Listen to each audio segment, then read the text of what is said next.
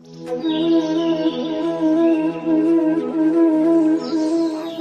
कवि हर काम में 2 नंबरी करते थे। अब उन्होंने एक नया काम शुरू कर लिया था। गोरी कवि पक्षियों के बच्चों को घर में ट्यूशन पढ़ाया करती थी। आज चिड़िया भी अपनी बेटी को गोरी के पास ट्यूशन पढ़ने के लिए छोड़ने आई थी। गोरी बहन, अब गुड़िया के एग्जाम्स आने वाले हैं। मैंने सोचा कि कुछ दिन आपसे पढ़ लेगी तो एग्जाम्स में अच्छे नंबर्स आ जाएंगे। हाँ, मैं तो ऐसे पढ़ाती हूँ कि सारे पक्षी ही पहली पोजीशन लेंगे। फिर चिड़िया अपनी बेटी को गोरी के पास छोड़कर चली जाती है।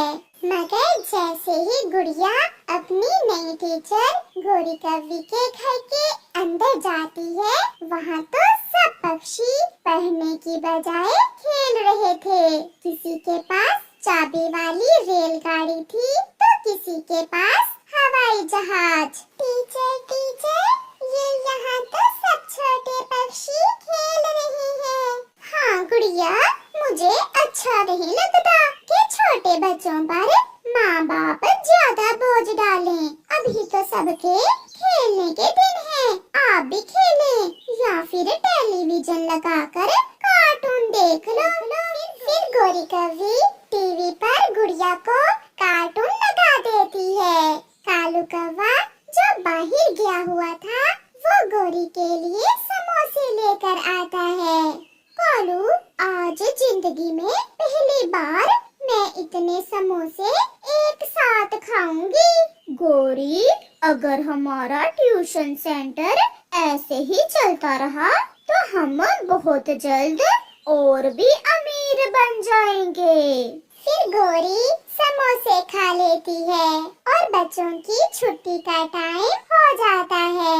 हाँ तो बच्चों, खेलने में मजा आया? Yes madam. Yes madam.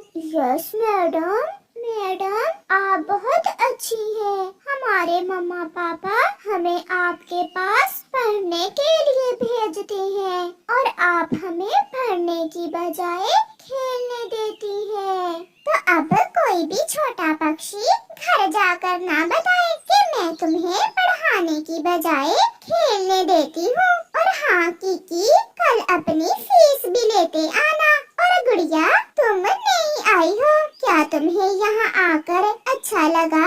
बहुत मजा आया। गोरी टीचर, मुझे तो घर में खेलने का मौका ही नहीं मिलता। यहाँ तो खेल ही खेल है। ऐसे सब छोटे पक्षी पढ़ने की बजाय खेल कूद कर अपने अपने घरों को चले जाते हैं। गुड़िया बेटी, क्या पढ़ाया आज गोरी टीचर ने आपको? मम्मा, आज गोरी टीचर ने हमें घोंसला बनाने का काम सिखाया है और ये भी पढ़ाया है कि बारिश में कैसे उड़ा जाता है। अब मेरी बेटी एग्जाम्स में पहली पोजीशन लेगी।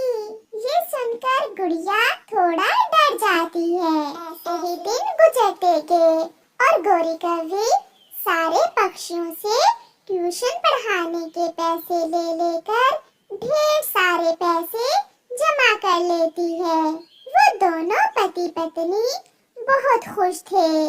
गोरी, अभी तक किसी भी पक्षी को पता नहीं चला कि उनके बच्चे यहाँ आकर पढ़ने की बजाय खेल कर चले जाते हैं।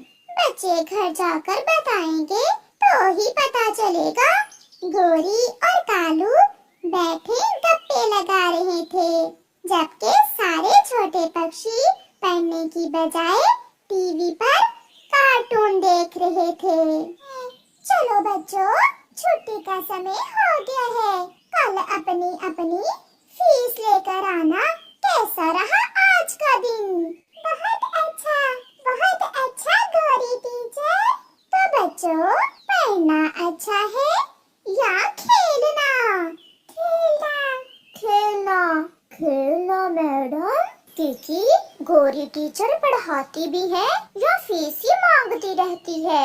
पापा, गोरी टीचर बहुत अच्छी है। वो हमें बहुत पढ़ाती है। चीची भी अपने पापा से ऐसे झूठ बोल गुजरते गए और छोटे पक्षियों के एग्जाम शुरू हो जाते हैं। लाल तोता जब बच्चों के पेपर चेक करता है तो वो सारे बच्चे एग्जाम्स में फेल हो जाते हैं। चीलू बेटे, कौन सी पोजीशन आई है तुम्हारी? मम्मा मम्मा, मैं फेल हो गया। मम्मा मम्मा, मैं फेल हो गई। पापा सॉरी, मैं फेल हो गया।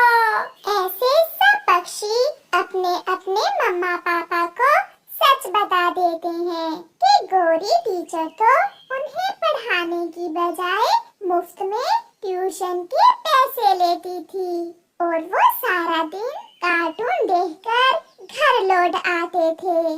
कौवा और कौवी घर में बहुत खुश बैठे हुए थे कि उनके घर के दरवाजे पर दस्तक होती है। गोरी, मैं जाता हूँ। लगता है कोई बच्चा एग्जाम्स में फर्स्ट आया होगा और उसके मम्मा पापा हमारे लिए मिठाई लेकर आए होंगे। नहीं, मिठाई लेने मैं जाऊंगी। तो फिर हम दोनों ही जाते हैं। चील दी, क्या हुआ? क्या आप हमारे लिए मिठाई लेकर आई हैं? क्या चीलू ने कोई पोजीशन ली है? मुझे चीलू ने सब बता दिया है। मैं अभी तुम दोनों को देसी घी की मिठाई खिलाती हूँ। ऐसा कहते हुए चील दोनों कौवों की खूब पिटाई करती है और उन्हें उनके किए की सजा मिलती है। कालू, ये मशवरा तुम्हारा ही था ना? हाँ गोरी, अब हम कभी भी ट्यूशन नहीं पढ़ाएंगे। कालू कौवे का बेटा जग्गू बहुत बिगड़ चुका था। वो जवान हो गया था मगर अभी तक कोई काम धंधा नहीं करता था। वो सारा दिन आवारा घूमता और दूसरे पक्षियों को तंग करता। जग्गू कभी किसी बूढ़े पक्षी को धक्का देकर गिरा देता तो कभी किसी छोटे पक्षी से भोजन छीनकर भाग जाता। जग्गू, बहुत हो गया। अब तुम बड़े हो गए हो। अब तो तुम्हें कोई ना कोई काम करना ही होगा।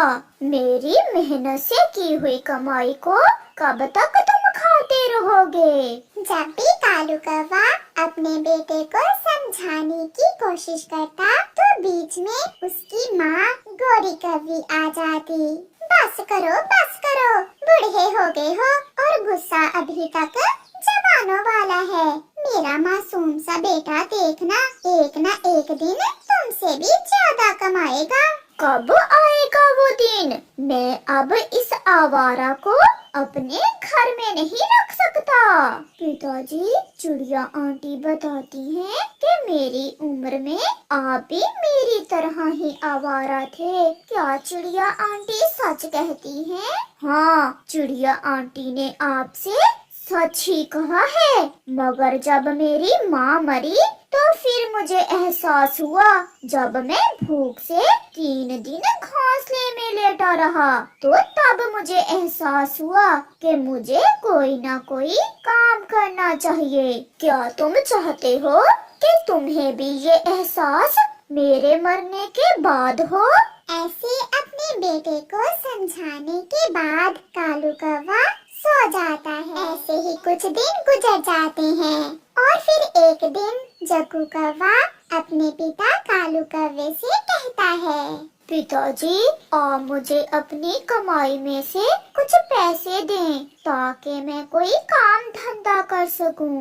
मैं तुम्हें पैसे एक शर्त पर दूंगा। पहले तुम मुझे 10 दिन तक हर रोज 100 रुपए कमा कर दिखाओ, फिर ही मैं तुम्हें अपनी कमाई दूंगा। जग्गू कौवा बहुत आलसी था। उसे तो पता था कि वो ये सब नहीं कर पाएगा, मगर फिर भी वो अपने पिता की चुनौती लेता है और वो घर से निकल जाता है। वो सारा दिन है। उसे कुछ समझ नहीं आती कि वो क्या करे। थक हार कर वो खाली हाथ ही वापिस लौट आता है। जग्गू बेटा, क्या आप कमा कर ले आए हो 100 रुपए? नहीं माँ, मुझे कोई काम ही नहीं मिला। जो भी काम था बहुत मुश्किल था और मुझसे मुश्किल काम नहीं होते।